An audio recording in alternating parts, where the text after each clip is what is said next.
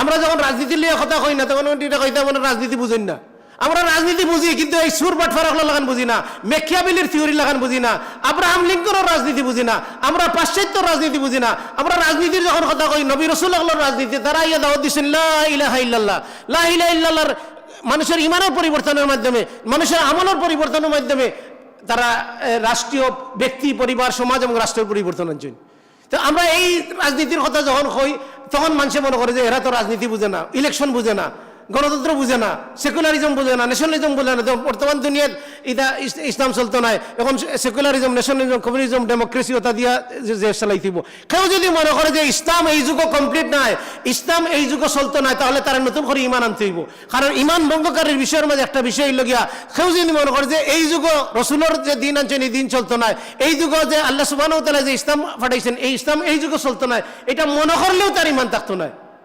হইতে পারে দাড়িওয়ালা, হইতে পারে আলহাজ, হইতে পারে যে সে নামাজি ফাগড়িওয়ালা, কিন্তু তার ইমান নাই। কারণ এই লগিয়া সে এখনো ইসলামকে কমপ্লিট মনে করে না। অথচ আল্লাহ সুবহানাহু ওয়া তাআলা কোরআনুল কারীমের আয়াত নাযিল করছেন, আল ইয়াউমা আকমালতু লাকুম দীনাকুম ওয়া আতমামতু আলাইকুম নি'মাতি ওয়া রাদিতু লাকুমুল ইসলামা দীনা। ইসলাম কমপ্লিট হয়ে গেছে, পূর্ণাঙ্গ জীবন ব্যবস্থা। নবী মুহাম্মদ রাসূলুল্লাহ সাল্লাল্লাহু আলাইহি সাল্লামের রাষ্ট্র পরিচালনা করছেন আবু বকর, ওমর, উসমান, আলী, মুআবিয়া রাদিয়াল্লাহু আনহু, হাসান রাদিয়াল্লাহু আনহু, আব্দুল্লাহ ইবনে জুবাইর রাদিয়াল্লাহু আনহু, সাহাবায়ে কেরাম রাদিয়াল্লাহু আনহু আজমাইন। তারা দুনিয়ায় দেশ শাসন করিয়া দেখাইয়া দিয়েছেন যে ইসলাম দিয়া দেশ শাসন চলে। এখন আপনি যদি মনে করেন যে ইসলাম দিয়া দেশ চলতো না, যদি মনে করেন ইসলাম দিয়ে পরিবার চলতো না, আপনি যদি মনে করেন ইসলাম দিয়ে আপনার অফিস চলতো না, আপনি যদি মনে করেন ইসলাম দিয়ে আপনার ব্যবসা চলতো না, ইসলামী অর্থনীতি চলতো না, তাহলে আপনার নতুন করে আবার ইসলাম আনতে হইব।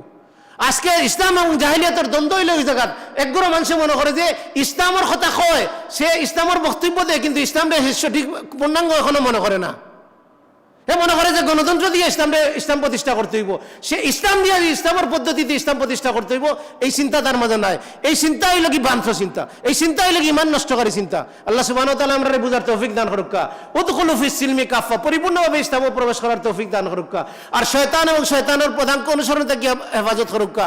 আল্লাহ সুবহানাহু ওয়া তাআলা তাগুত তাকিয়া এবং তাগুতি যত সিস্টেম আছে, ইসলাম ছাড়া যত পদ্ধতি আছে, যত মতাদর্শ আছে, সবগুলো হইল কি তাগুতি সিস্টেম। আর কুফরবিদ তাগুত ছাড়া ইমান হয় না।